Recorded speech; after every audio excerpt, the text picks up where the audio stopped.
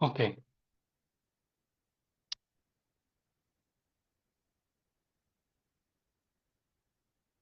Okay. So I am Dr. Sharad Dunyal. I am passed out from SKH Jaipur. And am I audible to everyone? Sir, Okay. Uh, okay. Thank you for your sponsors. And I have done SCPH and SCPH plus courses by Predictive Homeopathy Mumbai. And currently I am associated with HHF Group 2. We have conducted a seminar in Jaipur, a large seminar in Jaipur, and hopefully we will conduct a webinar of HHF, maybe most probably Dr. Mayureshwar soon. Today, I will be providing you information about what is fever, how can we deal fever cases, and what all medicine we can think about, general medicines. I will try to keep it concise and give you as much details about some common medicines that can be used for regular practice or treating fever that you come across day to day. Okay. You might feel like many medicines are missing, but I have tried to pull out the gist of some common medicines that are commonly used for fever, or I have experienced in fever cases. Okay. Firstly, I will provide you information about what is fever. मतलब मैं try करूंगा कि मैं हिंदी और English mix करूं, और शुरुआत में मैं बताऊंगा कि फीवर क्या है, फीवर की प्रेजेंटेशन क्या होती है, what is fever according to the terms of practice of medicines, types of fever on the basis of their recurrency, and type of fever on the basis of what time duration they recur in. उसके बाद हम बात करेंगे कि common medicines क्या use में ली जाती है। उससे पहले कुछ केसेस बताऊंगा मैं, मतलब केस बताएंगे, केस के बाद उसका इवैल्यूएशन होगा, थोड़ा समय दूंगा मैं आपको, आप अपने सजेशंस दीजिएगा, I might learn my self something, और उसके बाद मैंने जैसे वो केस सॉल्व किया मैं आपको वो प्रोसीजर और मेडिसिन तक ले जाने की कोशिश करूंगा। उसके बाद जो डीडी रहेंगे, मतलब डिफरेंशियल डायग्नोसिस ऑफ मेडिसिन, उसकी तरफ मैं आपको लेकर जाऊंगा, और उसके बाद नेक्स्ट केस पे जाएंगे। ठीक है, चलिए शुरू करते हैं। सबसे पहले फीवर के बारे में, फीवर क्या होता है। तो according to the text book of Harrison, increase in body temperature that exceeds normal daily variation occurs in conjunction with increased body thermostat। इसका मतलब क्या है कि बॉडी की जो नॉर्मल डेली वेरिएशन है, जो कि है 36.5 डिग्री सेंटीग्रेड से 37.5 डिग्री सेंटीग्रेड, और in Fahrenheit scale 97.7 degree Fahrenheit to 99.5 degree Fahrenheit. यहाँ पर अगर डेली बेस, मतलब in a normal person daily basis पे इसी टेम्परेचर वेरिएशन में बॉडी टेम्परेचर रेगुलेट होता है। अगर ये इससे बढ़ जाए, और बॉडी का जो थर्मोस्टेट है वो खुद ही, मतलब बॉडी ट्राई ही नहीं कर रही है कि उसका बॉडी टेम्परेचर 37.5 या फिर 99.5 डिग्री फ़ारेनहाइट पे आए, then it is called fever. ऐसा क्यों करती है बॉडी, तो मोस्ट कॉमनली हम आगे देखेंगे पैथोजेनेसिस ऑफ फीवर में, कि जब कोई माइक्रोब एंटर करता है, तो उस माइक्रोब के लिए भी ये जो बॉडी टेम्परेचर है 36.5 to 37.5 degree centigrade is optimum, वो उनके लिए भी अच्छा है, तो वो भी ग्रो कर जाते हैं। तो बॉडी अनफेवरेबल एनवायरनमेंट डेवलप करने की कोशिश करती है बाय इंक्रीजिंग बॉडी टेम्परेचर। आगे देखेंगे वो कैसे होता है। पहले देख लेते हैं कि थर्मोस्टेट या फिर बॉडी का नेचुरल टेम्परेचर मेंटेन ही कैसे होता है।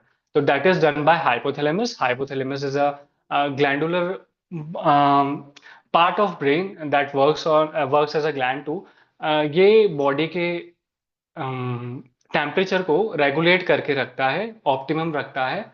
और ऐसा करना क्यों जरूरी है, क्योंकि मेटाबॉलिज्म के लिए जितनी भी मेटाबॉलिक रिएक्शंस बॉडी में हो रही हैं, उसके लिए optimum pH and optimum temperature required होता है। ठीक है, वैसे हाइपोथैलेमस को मास्टर ग्लैंड भी बोलते हैं, पिट्यूटरी ग्लैंड के भी ऊपर सेट करती है, वहां से ही सारे ग्लैंडुलर फंक्शन या हॉर्मोन्स सिक्रीट होते हैं, जैसे जीएनआरएच वगैरह वगैरह, वो कभी और डिस्कस करेंगे। इसके बाद आते हैं कि फ़ारेनहाइट स्केल में अगर हमको वैल्यू चाहिए फ्रॉम सेंटीग्रेड स्केल, तो उसकी कैलकुलेशन है Fahrenheit is equals to 9/5 into value of centigrade plus 32। Just for knowledge से, ये बहुत ज्यादा एप्लीकेबल नहीं है आजकल।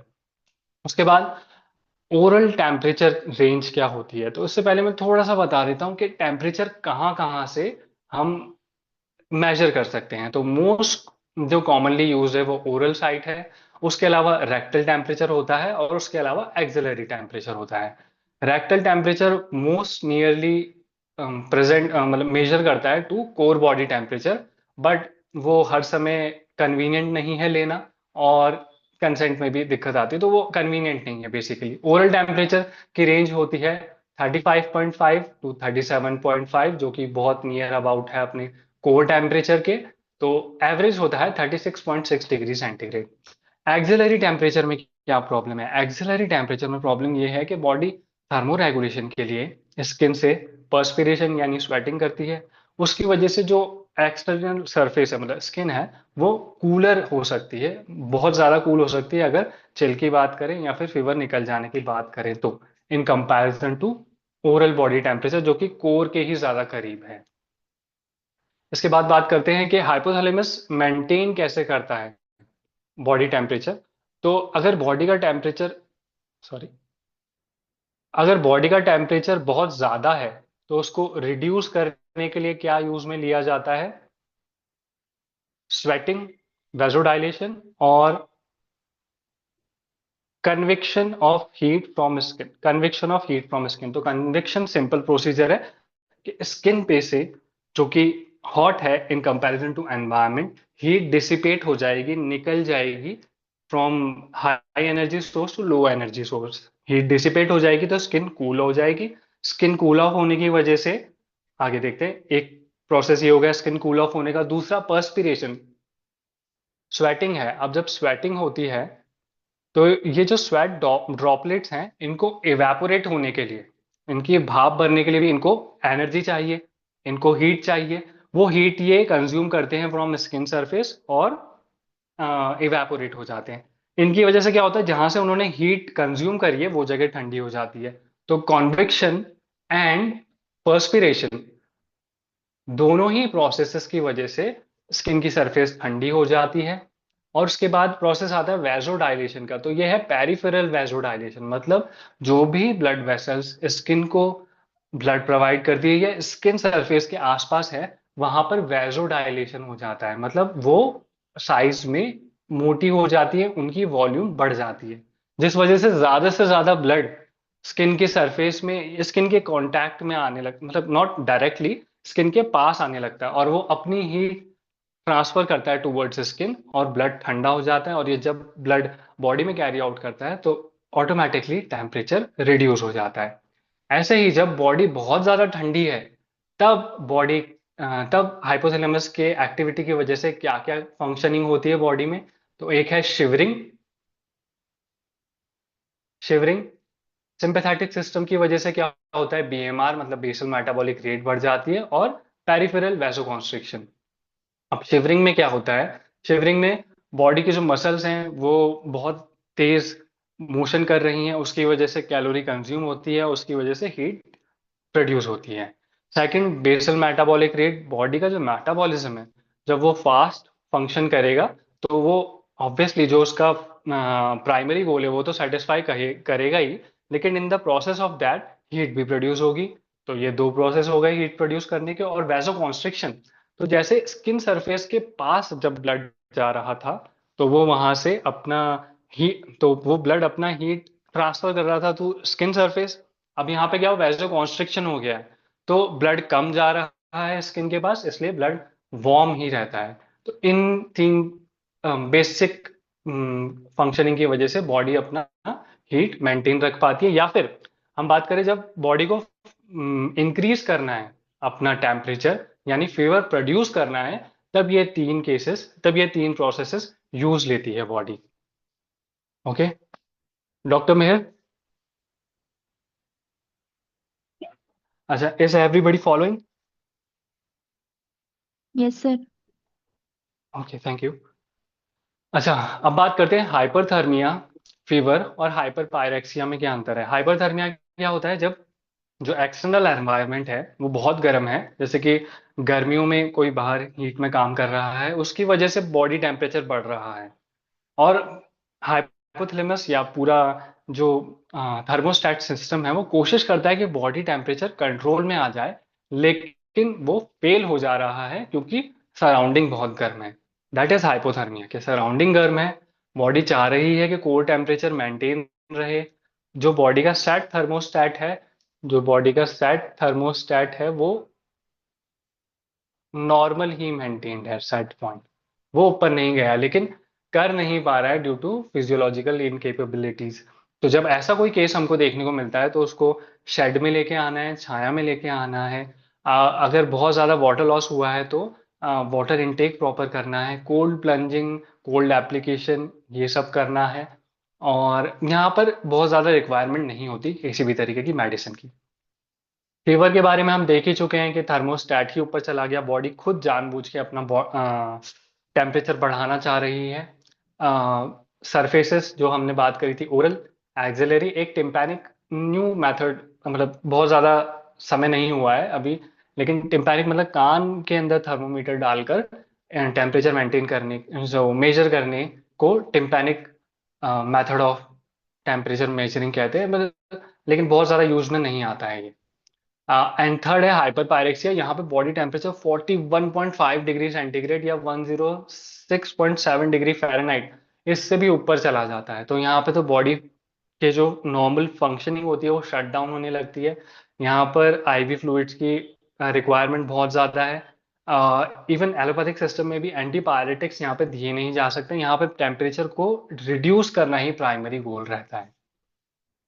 अच्छा, अब आगे बढ़ते हैं पैथोजेनेसिस ऑफ फीवर में। तो ये जो भी थ्योरी है इसको समझते हैं by the help of this chart. ठीक है। और बहुत ज्यादा डिटेल में नहीं जाएंगे, मैं ऊपर ऊपर से ही बताने की कोशिश करूंगा कि कैसे समझ सकते हैं इसको। तो जब भी कोई इन्फेक्शन होता है बॉडी में, जैसे कोई माइक्रोब एंटर करा है, कोई माइक्रोबियल टॉक्सिन एंटर करा है, तो उसको हमारा immune system most commonly these cells, monocytes, macrophages और एंडोथेलियल सेल, इससे जैसे कि कोई माइक्रोब एंटर गया तो मैक्रोफेजेस जाएंगे, उसको इनगल्फ करेंगे, और इनगल्फ करने के बाद on the surface of macrophage वो एंटीजन प्रेजेंट करेंगे। तो दे आर एपीसीज। तो मतलब बेसिक ये हुआ कि फर्स्ट लाइन ऑफ डिफेंस में monocyte, macrophages and endothelial cell होते हैं, जो कि किल ऑफ कर देते हैं बेसिकली जो भी माइक्रोब एंटर किया है उसको। फिर ये special type of chemical secrete करते हैं जो कि एक्टिवेट करते हैं अदर इम्यून सेल्स को। फॉर एग्जांपल जैसे कि इंटरल्यूकिन्स 1, 5 एंड 6, मोस्ट कॉमनली ये TNF अल्फा, IFN, ये बहुत ज़्यादा यूज में आते हैं। मतलब ये मैक्रोफेजेस सिक्रीट करते हैं जिसकी वजह से neutrophils, eosinophil and respective cells, for example अगर सिर्फ माइक्रोब की बात करें तो IL-1 एंड IL-5 सिक्रीट होने के बाद न्यूट्रोफिल्स एक्टिवेट हो जाएंगे। अगर हम बात करें एलर्जिक रिएक्शन की, तो उसकी वजह से IL-5 की वजह से इयोसिनोफिल्स एक्टिव हो जाएंगे जो कि मास्ट सेल रिएक्शन वगैरह करेंगे। मतलब डिफरेंट पैथोजन के लिए डिफरेंट रिएक्शन होगी। उसके बाद क्या होगा, ये जो न्यूरोट्रांसमीटर है ये जाएंगे थ्रू ब्लड हाइपोथैलेमस पे। तो ये जो केमिकल्स प्रोड्यूस हुए ये सर्कुलेशन के थ्रू हाइपोथैलेमस में एंटर किए। हाइपोथैलेमस ने ये तीन, नॉट थ्री, ये एराकिडोनिक एसिड बनाया, और मोस्ट इंपॉर्टेंटली प्रोस्टाग्लैंडिन ई, ये बहुत इंपॉर्टेंट केमिकल है, लेकिन अभी के लिए for understanding purposes, CMP, that is produced by cells, ये एंड ऑफ द साइकिल में ये प्रोड्यूस होता है, और इसकी वजह से होता है सेट पॉइंट जो होता है बॉडी का हाइपोथैलेमस में वो एलिवेट हो जाता है। तो अब बॉडी क्या कोशिश कर रही है कि बॉडी का टेम्परेचर राइज अप हो जाए, तो वो क्या करेगी, heat conversation conservation.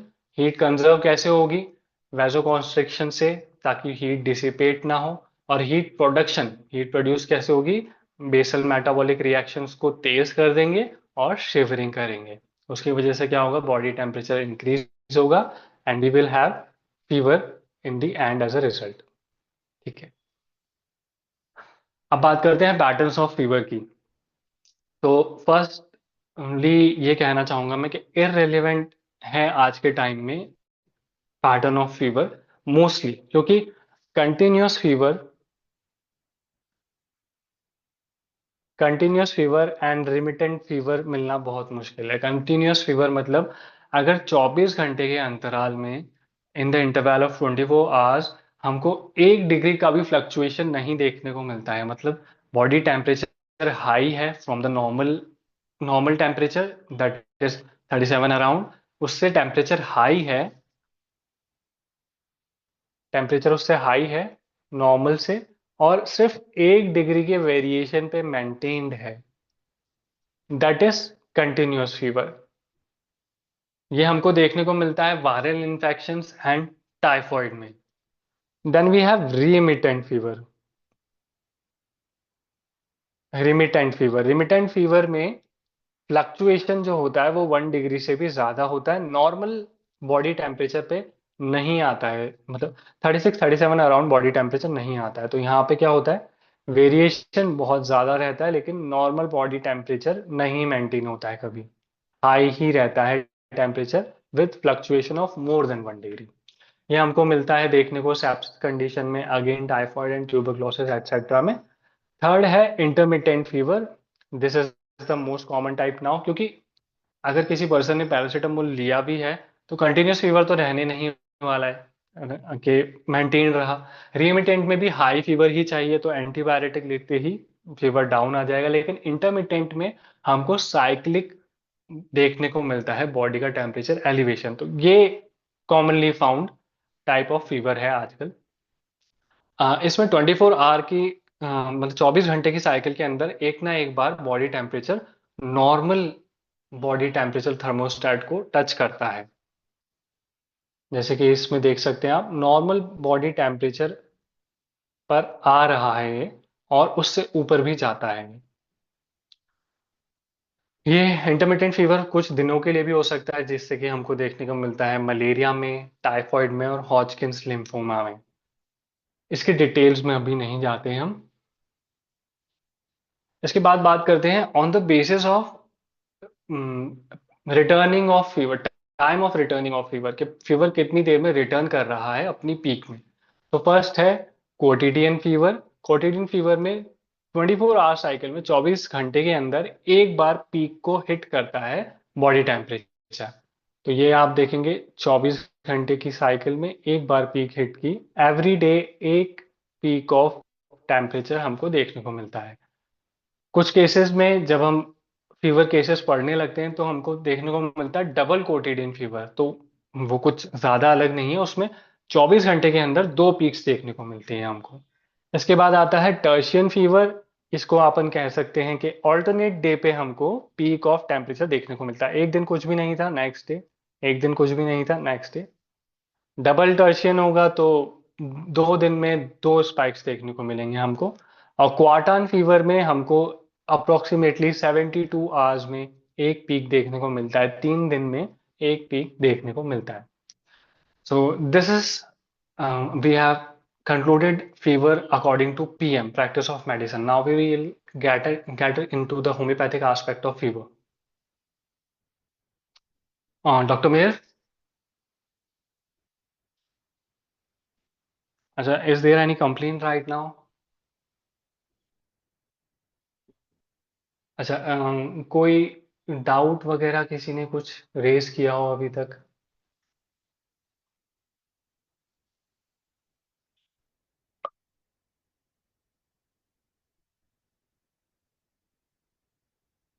Hello.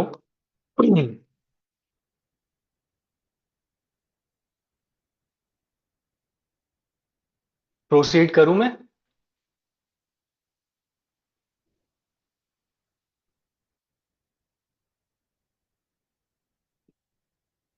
Okay. तो एक केस से स्टार्ट करते हैं। A fever case of 35 year old man. तो जो लिखा है मैं उसको ही कंक्लूड करके हिंदी में बताने की कोशिश करता हूँ। ये मेरे ओल्ड पेशेंट हैं। ये रेलवे डिपार्टमेंट में काम करते हैं, किसी मैनेजेरियल पोस्ट में, मोस्ट प्रोबेबली पब्लिक डीलिंग जो सेल रहता है, कंप्लेनिंग सेल, वहां पर ये काम करते हैं, इंक्वायरी डिपार्टमेंट में। तो पेशेंट अपनी प्रॉब्लम नरेट करते हैं, एक बार मैं रीड आउट कर देता हूँ। A patient narrates the symptom as he was working in tandem Staff is already less than what should be appropriate number. But due to bad health of a co-worker in the festive season, he has to now work for 12 hours, मतलब 12-hour long shifts for 3 days. And for to achieve this task, मतलब to complete this task, he have to sacrifice his sleep. And for fulfilling this purpose, he took too much caffeine. For the first, at the end of the first day, he started to started having chill, and he just had one chill for some time. Then he had antipyretic pneumocyllide, and he stretched himself to the end of second day. Till then he came to my clinic, है ना। उसके बाद जो उन्होंने बताया, मतलब हुआ ये कि स्टाफ शॉर्ट है इनके। इनके जो इंक्वायरी सेल है वहां पर, उसमें से भी एक पर्सन की हेल्थ खराब हो गई। दिवाली का टाइम था तो इंक्वायरीज बहुत ज्यादा आती है। तो इन्होंने इनको काम करना पड़ रहा है अब 12 घंटे 3 दिन के लिए, और वो भी नॉन स्टॉप कॉलिंग के साथ। इसके अलावा इनकी फैमिली में सिर्फ यही करता धरता है, मतलब इनके घर में सिर्फ यही एक मेल पर्सन है, तो वहां की भी सारी रिस्पॉन्सिबिलिटी इन्हीं पे है। तो अब इसको कैसे मैनेज करेंगे ये। तो स्लीप कम हो गई, कम सोए हैं ये, उसके लिए काफी कैफीन इनटेक किया है। At the end of the first day इनको बुखार चढ़ने लगा। इन्होंने एंटीबायोटिक वो निमेसोलाइड ली, इसकी वजह से बुखार चला गया। मल्टीपल टाइम्स इनने ली है। इसके बाद आज ये दूसरे दिन पे क्लिनिक में आए हैं, और ये कह रहे हैं इनको दिक्कत ये है कि स्पीड ऑफ वर्क कम हो गया है, और ब्लैंक हो जाते हैं कई बार, कंफ्यूज हो जाते हैं कि क्या रिप्लाई करना है क्वेरी के अंदर, और आंसर बैक करने में या फिर सॉल्व करने में जो भी प्रॉब्लम है पेशेंट पैसेंजर की, उसमें समय लग रहा है इनको। मैंने क्वेश्चन किया, और तो इन्होंने बताया कि पूरे पैरों में खिंचाव सा है, जैसे पूरा ही पैर, from thigh hamstring and calfs, इनको खिंचाव सा महसूस होता है फीवर से पहले, जो कि बढ़ जाता है या बना रहता है फीवर में भी। मैंने बोला और इसके अलावा, बोला बस कोई सिम्टम नहीं है। अच्छा, उसके बाद मैंने पूछा कोई और सिम्टम ड्यूरिंग फीवर। तो इन्होंने बोला कि मुझे चिल फील होता है, ठंड सी लगती है, कपकपी सी होती है, लेकिन ये एक ही बार हुआ था। उसके बाद से मैं टाइम टू टाइम एंटीबायोटिक ले लेता हूँ, तो मुझे बुखार नहीं आया उसके बाद। मैंने पूछा इसके अलावा कोई और सिम्टम, बोला नहीं बस यही है। अच्छा, मैंने उसके बाद पूछा कि आप छुट्टी के लिए नहीं, क्यों नहीं अप्लाई कर लेते, आप भी छुट्टी मांग लीजिए, वरना तो आप ही की हेल्थ खराब हो जाएगी। तो इन्होंने कहा नहीं, मैं नहीं कर सकता, क्योंकि मैं अपना काम बहुत अच्छे से करता हूँ। एक एग्जाम्पल बताया उन्होंने कि बहुत ही गुस्से में था कोई पैसेंजर, तो उस एंग्री पैसेंजर को इन्होंने पहले पूरा शाउट आउट करने दिया। पूरा जब उन्होंने उठेल दिया, चिल्ला दिया, उसके बाद शांति से इन्होंने बोला कि आपके चिल्लाने से अगर आपकी प्रॉब्लम सॉल्व होती हो तो आप और चिल्ला लीजिए, लेकिन अगर काम करना चाहते हैं तो मेरी सुनिए। इन्होंने बताया, और वो पैसेंजर की प्रॉब्लम सॉल्व हो गई, और आफ्टर दैट पैसेंजर का कॉल कॉल आता है फॉर थैंकिंग हिम। और इनके पीछे कोई इनके सीनियर थे जिन्होंने अप्रिशिएट किया इनके काम करने का तरीका। तो बोला कि मेरे सीनियर जो हैं वो मुझे लीव लेने ही नहीं देंगे इस कंडीशन में, तो अगर मैं पूछ भी लेता हूँ तो भी। और दवाई मुझे क्यों चाहिए आपसे, इसके आंसर के कंटिन्यूएशन में ही उन्होंने बोला ताकि मेरा काम का स्टैंडर्ड मेंटेन रहे। मैंने कहा ठीक है। मैंने कहा जबान दिखाइए, उन्होंने जबान दिखाई, टंग पे थोड़ा सा येलोइश कोटिंग थी। मैंने पूछा आपके मुंह का टेस्ट, तो बोला टेस्ट थोड़ा कड़ा और खट्टा सा है, अच्छा नहीं आता मुंह का टेस्ट। एपेटाइट एपेटाइट बहुत कम थी, हैवीनेस थी एब्डोमेन में। थर्स्ट, पानी की प्यास के लिए पूछा तो पानी की प्यास बहुत ही कम थी। अब केस का इवैल्यूएशन, तो बहुत ज़्यादा काम किया हुआ था उन्होंने, ओवरवर्क थे मेंटली, बहुत ज़्यादा कैफीन इनटेक था, बहुत देर लंबे आवर्स तक उनको बैठना पड़ रहा था without physical exertion. Quality of work maintain करनी थी उनको, इसलिए वो मेडिसिन लेने आए हैं अभी। चिल ले रहे हैं, सॉरी, सर्दी लगकर आ रहा है बुखार। बुखार आने से पहले पैरों में खिंचाव रहता है, इनको पहले से ही लग जाता है बुखार आने वाला है। भूख नहीं है, प्यास नहीं है, टंग पे येलोइश कोटिंग है, और मुंह का स्वाद खराब है। तो मैं चाहता हूँ कि कुछ सजेशंस दें आप, 1 मिनट के लिए वेट करते हैं। डॉक्टर मेहर, हाँ, अगर कोई भी सजेशन आता है, रूब्रिक्स या फिर कोई मेडिसिन्स, तो ज़रूर बताइएगा आप, है ना।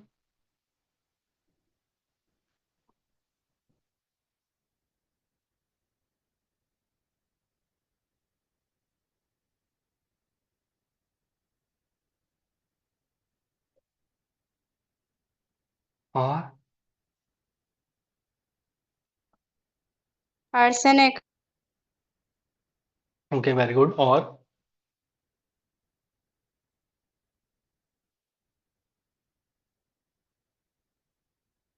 अच्छा, रीजन भी बताते जाएंगे इसके साथ में, क्या रीजन हो सकता है, या फिर रीजन भी लिख सकते हैं इसका। पायरोजन। ओके।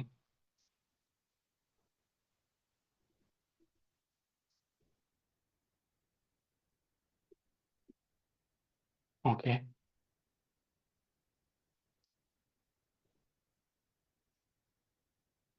ओके।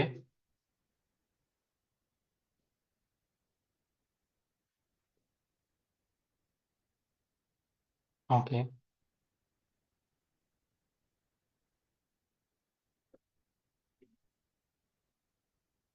ओके। ठीक है। तो देखिए, बहुत ही बढ़िया सजेशन थे। और अच्छा, पहले मैं बता देता हूँ, फिर जो सजेशंस थे जो कि नहीं रहे मेडिसिन में, वो कैसे रूल आउट हुए उस पर भी बात करेंगे हम। ठीक है। जो रूब्रिक्स लिए थे वो था: mind confusion of mind heat during, mind fastidiousness, extremities pain, leg, chill before drawing pain, chill anticipating. तो इनकी इन चार रूब्रिक्स के बेसिस पे आ रही थी नक्सवामिका, जो कि बहुत ज्यादा लोगों ने आंसर दिया, very good. Natrum mur, sepia and ignatia. इसके बाद अगर सिंगल मेडिसिन रूब्रिक जो बनता है, वो हमको कंप्लीट में या कंप्लीट रिपर्टरी और नर रिपर्टरी दोनों में देखने को मिल सकता है। Extremities pain, leg, chill before drawing drawing pain, single medicine है नक्सवामिका, नर रिपर्टरी का रूब्रिक है। तो इसकी एप्लीकेबिलिटी प्रैक्टिकली और ज्यादा बढ़ जाती है। ठीक है। अब ये रूब्रिक क्यों लिए हैं? Firstly, mind confusion of mind heat during, तो उन्होंने बोला कि जब से फीवर आने लगा है, उसके बाद से उनको काम में कंसंट्रेट करना और रिप्लाईज करने में दिक्कत होने लगी है। कंफ्यूजन रहता है क्या आंसर देना है वगैरह। फास्टिडियस क्यों लिया है? सबसे पहले तो आप अगर सिम्टम्स सुनेंगे, तो बहुत ही सफाई से दिए हैं उन्होंने सारे के सारे सिम्टम्स। स्पेशली अगर आप ये देखेंगे, जब मैंने ये पूछा कि और कोई सिम्टम है क्या, तो उन्होंने ये जो ड्राइंग फीलिंग वाला, पैरों में खिंचाव वाला बताया, वो विदाउट एनी लीडिंग क्वेश्चन खुद ही बता दिया उन्होंने। स्टार्ट ऑफ द डिजीज, जब से उनको प्रॉब्लम शुरू हुई थी तब से लेके अभी तक के सारे symptom in the line without use of excessive word बताया है इन्होंने। इसलिए फास्टिडियस लिया है। एंड देन टू, इनको चाहिए क्या? इनको चाहिए ये कि काम जो है वो उसका स्टैंडर्ड मेंटेन रहे।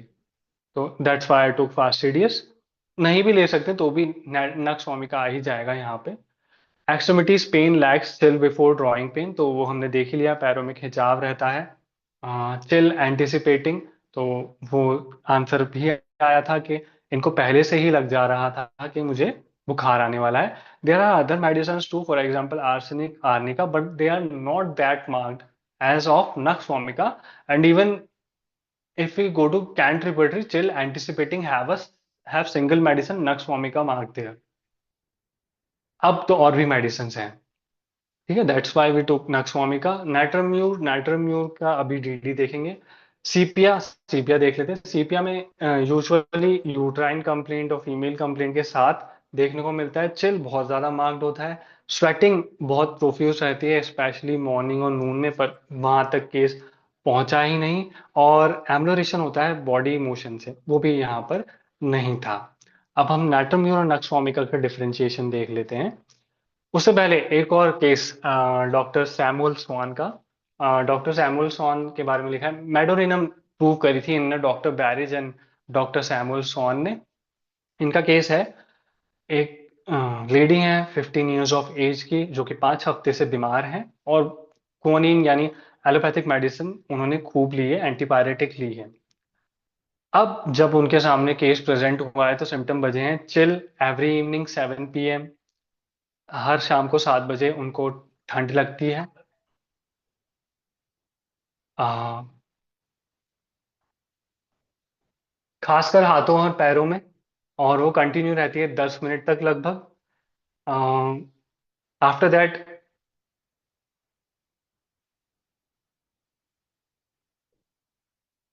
ये केस जल्दी से खत्म होते हैं और मीटिंग एंड होने ही वाली है, क्योंकि तो जिस्ट बता देता हूँ इस केस की। तो इवनिंग में उनको चिल रहता है, शाम के समय उन्हें हीट बहुत ज्यादा, मतलब शाम से बहुत ज्यादा हीट रहती है। In the morning that patient have sweat.